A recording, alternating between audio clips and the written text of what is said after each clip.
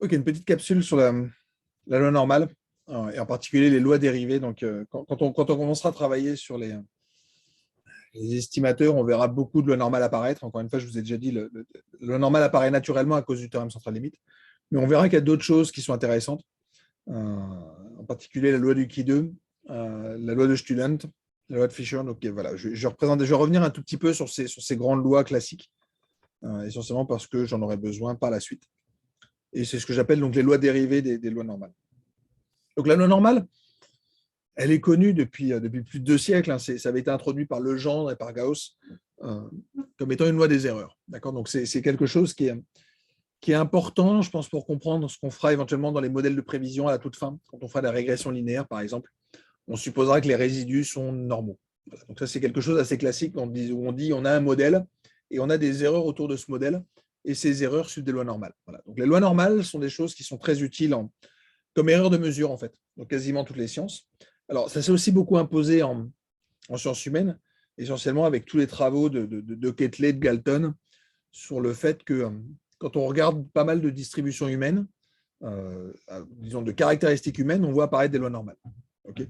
Donc, je vous ai repris ici des travaux qui avaient été faits par Galton. Donc, encore une fois, je vous avais dit Galton est un grand statisticien, enfin, en tout cas, la grande école de la statistique anglaise, avec des connivences, alors qui nous dérange avec un peu plus de retard, avec l'eugénisme. Okay. Et qui disait, en fait, si jamais vous regardez là, donc ce qu'il appelait la valeur génétique des individus, il disait il y avait les personnes un peu exceptionnelles qui sont à droite, et puis à côté, à gauche, disons des outliers, mais dans le mauvais sens. C'est-à-dire qu'à droite, vous avez des personnes un peu géniales, et à gauche, vous avez les personnes exceptionnellement méchantes ou exceptionnellement stupides. Okay. Et ce qu'il disait, c'était vous avez une distribution qui va ressembler à ça, qui s'apparente à une loi normale, avec quelques personnes géniales, mais très très peu, mais de la même manière, très peu de personnes vraiment méchantes. Donc à gauche, vous avez des criminels, les pauvres. Voilà, les pauvres, il y avait une connotation sociale assez forte, de la pauvre, disons génétique de la pauvreté. Le cœur de la distribution, donc les working class, est respectable. Donc on n'est pas dans les extrêmes méchants, on est juste dans les travailleurs standards. Voilà. Il y a tout plein de choses autour de ces questions-là. Effectivement, encore, je reprends dans la structure de la révolution scientifique de Kuhn qui est publiée en 70. Donc on a cette discussion autour de la statistique. Et effectivement, là, Galton a été un précurseur fondamental pour dire que les lois normales sont des choses importantes, que cette distribution, elle apparaît partout. Elle apparaît partout pour des raisons profondes de mathématiques, ce qui va légitimer la loi être légitimé par la loi des grands nombres. Mais en fait, sur beaucoup de grandeurs, si vous prenez des mesures d'à peu près n'importe quoi, et c'est ce qu'avait dit Quetelet. Quetelet, sur l'homme moyen, disait, si jamais vous prenez le poids, la distribution de la taille des gens, leur poids, leur quotient intellectuel, toutes sortes de choses, vous avez des distributions normales qui apparaissent partout. Okay. Et donc, vous avez des individus moyens. Donc, l'essentiel de son travail est porté sur la valeur moyenne. Galton, Pearson va s'intéresser plutôt aux valeurs un peu extrêmes, en s'intéressant principalement à des traits. Donc, encore une fois, l'eugénisme, ça va être très proche de ce qu'on va retrouver dans le nazisme, et le fait qu'il y ait des individus qui sont géniaux et qu'il faut pouvoir identifier, des individus au contraire qui sont à l'autre bout du spectre. Et donc voilà, donc c'est toute cette école-là, mais la loi normale, elle apparaît en tant que telle. D'accord. Donc je ne vais pas critiquer la loi normale. La loi normale a des raisons d'être. Après, son utilisation, elle est un peu plus douteuse. Voilà. Donc la loi normale, on l'a définie. Okay. La loi normale, CF, le cours le slide 4, où je définissais les principales distributions classiques. Donc, on est vraiment sur une loi continue. Okay. Donc, on est sur une densité sur R. Donc, c'est une variable qui est continue sur R. Et sa densité, c'est cette fonction-là, qui est en exponentielle de moins x2 sur 2. Okay. Donc, l'avantage, c'est que j'ai une distribution ici qui est symétrique. Donc, ça, c'est une densité. Hein. Okay. Encore une fois, c'est une densité, ce qu'on va appeler le petit phi. On a une densité qui est symétrique par rapport à 0, okay, qui va faire cette belle courbe en cloche. Okay, essentiellement à cause de cette exponentielle de moins x2. Okay. Donc le sur 2 apparaît essentiellement pour des calculs. Okay, c'est juste que c'est effectivement là. En dérivant cette fonction-là, vous allez récupérer x. Okay, donc c'est intéressant. Donc c'est juste essentiellement ça qui est caché derrière le divisé par 2. Et alors, il y a aussi sur 1 sur 2 pi, mais ça, encore une fois que vous avez compris que une densité c'était jamais qu'une fonction positive qui s'intègre à 1, il faut intégrer 1. Et il s'avère que si jamais j'intègre cette fonction-là, je vais récupérer racine de 2pi. Okay. Et donc, en divisant par racine de 2pi, je récupère une intégrale qui va valoir 1 sur R. Okay. Donc, cet objet-là me définit une densité, qui est cette densité de la loi normale N01. Okay.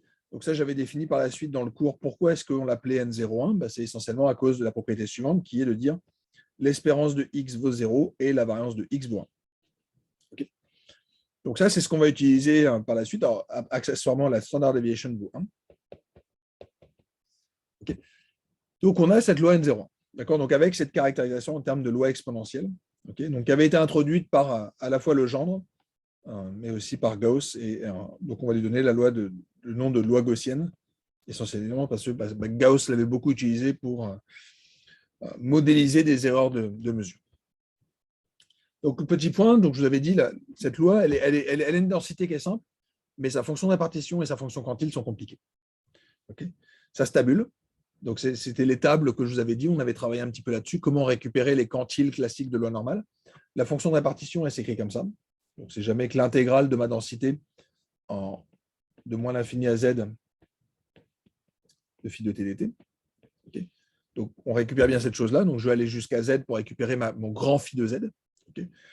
Et si jamais je veux récupérer mon quantile, on va essayer de trouver le z qui va être associé à un quantile p, à une probabilité p. D'accord ? Donc, assez classiquement, effectivement, donc on va récupérer des tables comme celles qui sont ici, mais je vous renvoie plutôt à celles que j'avais fait dans les slides précédents. Ce qu'il faut retenir, en tout cas, c'est ces résultats-là. La fonction d'impartition pris en 1,64, c'est 95. Donc, il y a 95 chances sur 100 pour qu'une loi normale sans très réduite soit plus petite ou égale à 1,64. Et 97,5% de chances d'être plus petit que 1,96. D'accord ? Donc ça, c'est intéressant parce que voilà, on peut calculer ces probabilités-là. Je vous rappelle qu'on avait une distribution qui était centrée par rapport à 0. Okay ? Et donc, ce que je vous disais, c'est si jamais je peux récupérer la probabilité d'être plus petit que cette valeur-là, en fait, je peux récupérer la probabilité d'appartenir à un intervalle qui va être symétrique. Okay ? Donc, par exemple, on peut en déduire que la probabilité pour que z appartienne à moins 1,96 plus 1,96, c'est très exactement 5%. C'est 95%. Okay, essentiellement parce qu'il y a 2,5 chances d'être ici, d'être à droite, puisqu'il y avait 97,5 chances sur 100 d'être plus petit que ce quantile, ce 1,96. Donc, il y a 2,5% de chances d'être plus grand. Par symétrie, il y a 2,5% de chances d'être plus petit que moins 1,96. Et donc, par différence, encore une fois, j'utilise le fait que quand j'ai des ensembles disjoints, la probabilité d'appartenir à chacun la somme des probabilités doit être égale à 1. Okay. Et donc, voilà, tout simplement, la probabilité d'être au milieu, c'est 1 moins 2,5% et moins 2,5% à droite, enfin, respectivement à droite et à gauche. Okay. Donc, effectivement, j'enlève 5%, ce qui me fait bien ce 95. Okay. Donc, c'est ce qui est donné ici. Donc, je vous rappelle les formules R pour le retrouver. Donc, c'est les fonctions Q-normes pour récupérer ces quantiles. Donc, effectivement, une loi normale sans très réduite qui a à peu près 95 chances sur 100 d'être compris entre moins 2 et 2. Disons moins 1,96, 1,87. De cette loi normale sans très réduite, je peux en déduire la loi normale mu sigma 2. Okay. Simplement en disant, je vais sans très réduire. Donc, comment est-ce qu'on passait de cette chose-là ?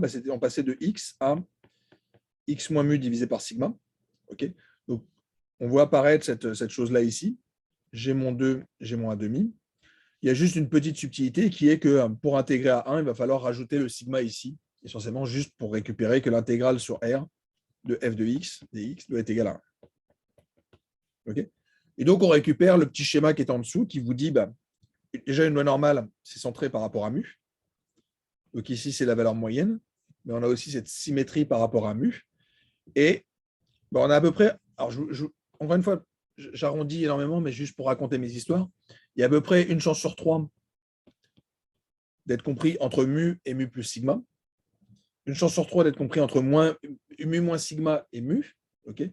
Et après, le tiers qui reste se répartit à droite, avec respectivement à peu près 15% de chance. Donc une chance sur 6. Une chance sur 6. Et puis après, on a des probabilités. Ici, on va retrouver à peu près du 2,5% de chance d'être plus petit ou plus grand que moins 2 sigma.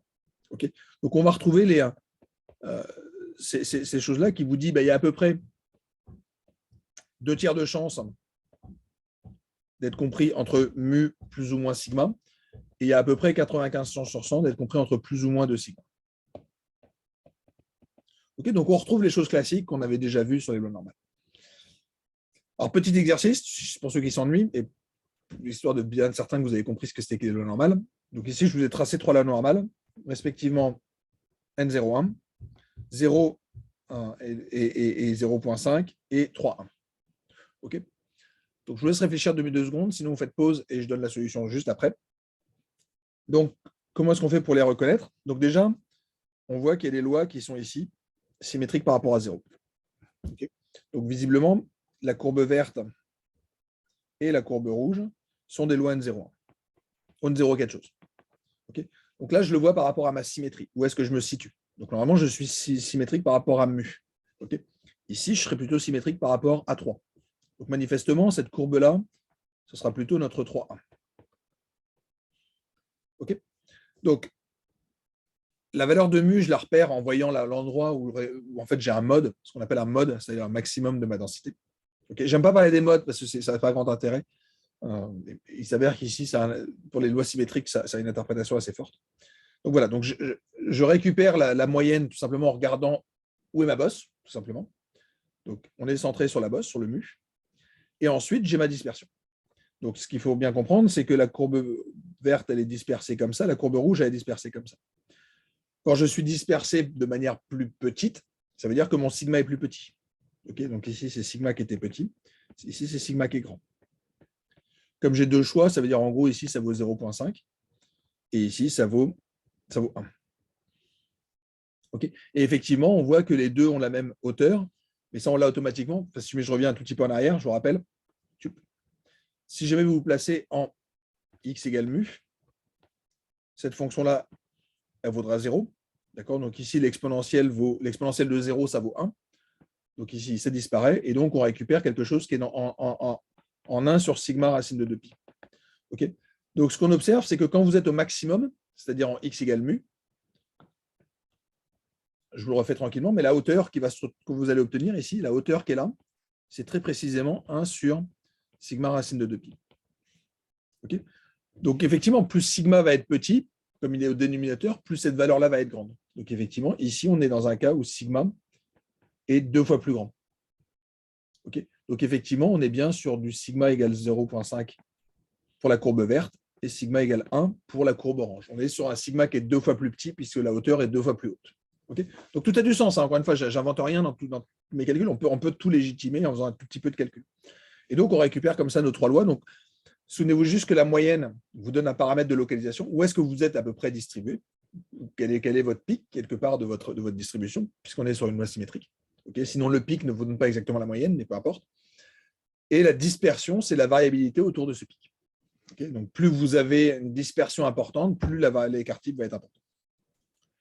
OK, autre chose qui va être hyper important par la suite, sur cette loi normale centrée réduite, si jamais vous avez une loi qui est de moyenne mu et de variance sigma 2, dans ces cas-là, en prenant z qui vaut x moins mu divisé par sigma, vous récupérez une loi normale centrée réduite. Okay. Donc là encore, je vous renvoie à la petite capsule que j'avais faite sur les calculs gaussiens, mais c'était quelque chose d'important. OK. Donc la loi normale, elle apparaît dans, on l'avait vu, le théorème central limite. Alors, le théorème central limite, je vais vous le présenter sous une forme un peu particulière, c'est ce dessin-là. Donc, c'est ce qu'on appelle un quincux. Okay, donc, c'est la planche de Galton. Donc, on retombe sur encore une fois, ces grands statisticiens anglais. Le principe de la planche de Galton, c'est assez simple, c'est les planches à clous. Vous avez peut-être vu ça dans des musées des sciences. C'est assez classique. Donc, ce qu'on va faire, c'est qu'on a. Alors, je vais peut-être juste vous faire ça sur un petit dessin. On va avoir un petit goulot, on va avoir une bille. La bille, elle arrive et elle va tomber sur un clou. Quand elle tombe sur un clou, elle rebondit. Soit elle part à droite, soit elle part à gauche. Et ensuite, on va mettre 2 clous. Si jamais elle décide, il faut que je me mette dans le bon sens, si jamais elle décide de partir à droite, elle va tomber sur un autre clou et là aussi, elle peut partir à droite ou elle peut partir à gauche. Okay. Alors, il s'avère que la planche de Galton a un petit souci qui est que je ne suis pas très fort en physique, mais visiblement, la balle a une certaine inertie. Donc, si jamais elle commence à aller à gauche, elle a plus de chances d'aller à gauche. Dans les quincux un peu plus récents, on travaille plutôt sur des choses qui ressemblent à des alvéoles d'abeilles, où on va avoir plutôt des hexagones comme ça.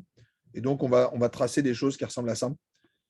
Et donc, on va supprimer en fait l'inertie qu'a la balle quand elle commence à taper dans un coin. Okay. Donc, elle va comme ça descendre. Et si je me vous réfléchissez 2 minutes, Ok, elle commence ici, la balle. Donc, elle commence. Elle arrive au premier point. Elle a une chance sur deux d'aller à gauche, une chance sur deux d'aller à droite. Elle arrive sur le coup d'après. Une chance sur deux d'aller à gauche, une chance sur deux d'aller à droite. Puis la chance d'après, une chance sur deux d'aller à gauche, une chance sur deux d'aller à droite. Donc, en fait, on a quelque chose d'assez marrant qui est, à chaque position, elle peut aller à gauche ou elle peut aller à droite, avec une probabilité P1 moins P. Alors, dans le cas de la planche de Galton, on a une chance sur deux d'aller à gauche, une chance sur deux d'aller à droite. Et en fait, ce qu'on est en train de regarder, quand je regarde les positions qu'on a ici, en fait, c'est juste des tirages de binomial. Okay, la distribution de mes valeurs ici, donc j'ai n valeurs possibles si jamais je descends au bout de n clous. Okay, dans ces cas-là, j'ai n valeurs possibles. Soit je suis allé n fois à droite, soit je suis allé n fois à gauche, ou plutôt n sur 2. Okay, n sur 2 fois. Supposons que j'ai. Il faudrait que je le fasse proprement sur le nombre n, mais peu importe. Disons que je vais me répartir. Donc ici, j'aurais peut-être plutôt une variation de. Je devrais quand même avoir du n sur 2. Donc j'étais sur ma valeur centrale, soit je vais aller à moins n, si jamais je vais n fois, n sur 2 fois à droite ou n sur 2 fois à gauche. Donc comme ça, je vais me répartir comme ça. Et donc je récupère une distribution qui va ressembler à une distribution binomiale. Okay, donc il y a des liens très très forts. C'est juste comment est-ce que je peux arriver au centre.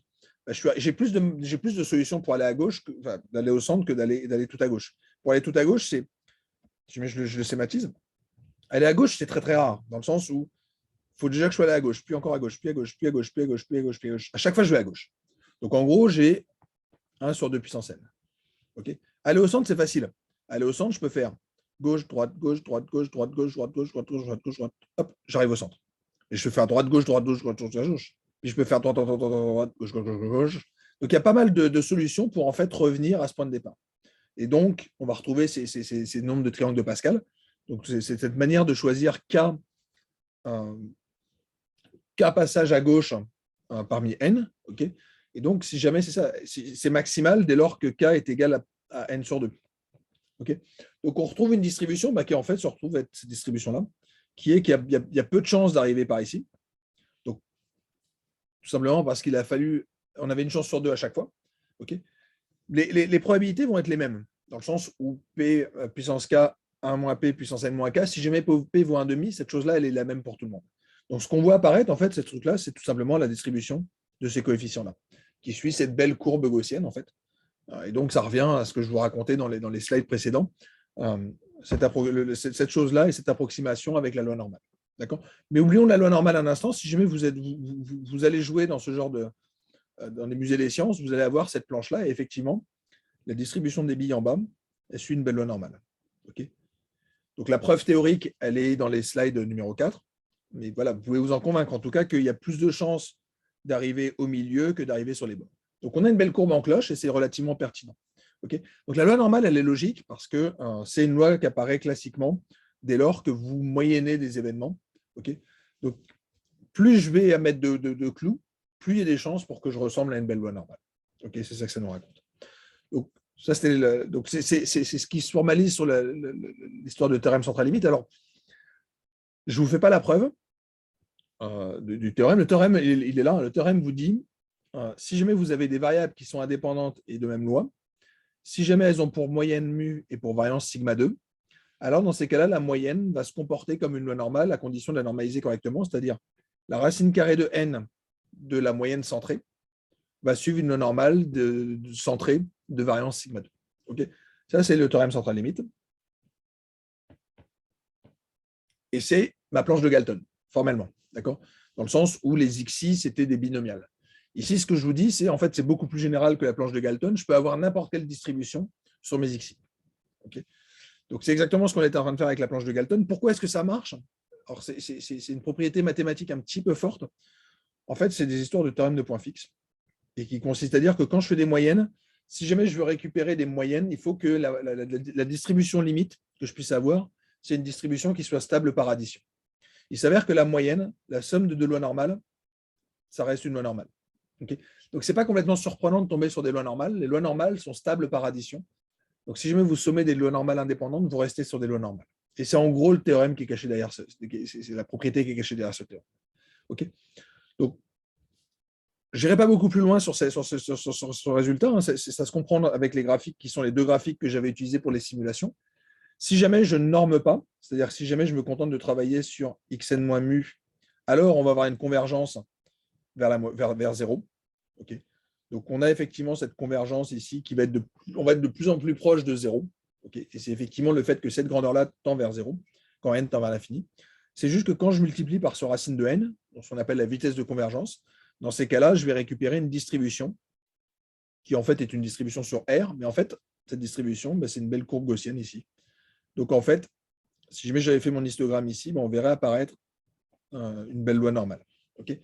Donc la loi normale, c'est le fait que quand vous prenez la moyenne, que vous la multipliez par racine de n, dans ces cas-là, vous récupérez une loi normale avec une certaine variance et il suffit de corriger, ça c'est pas très grave. Mais il faut bien comprendre que c'est la racine carrée de n de la moyenne centrée qui va tendre vers quelque chose qui n'est pas dégénéré, qui n'est pas une constante comme à gauche. Okay. C'est un cas très particulier. Si jamais j'avais pris quelque chose qui convergeait moins, qui était moins, qui croissait moins vite vers l'infini, je récupérerais toujours une distribution qui est concentrée sur 0. Si jamais je vais plus vite vers l'infini, dans ces cas-là, j'ai une loi qui explose. Et la loi normale est vraiment cette loi un peu particulière qui apparaît ici. Okay. Donc ça, c'est la première loi normale. Je vais faire une toute petite pause, puis on se retrouve juste après pour les lois du Qui 2, la loi de Student et la loi de Fischer.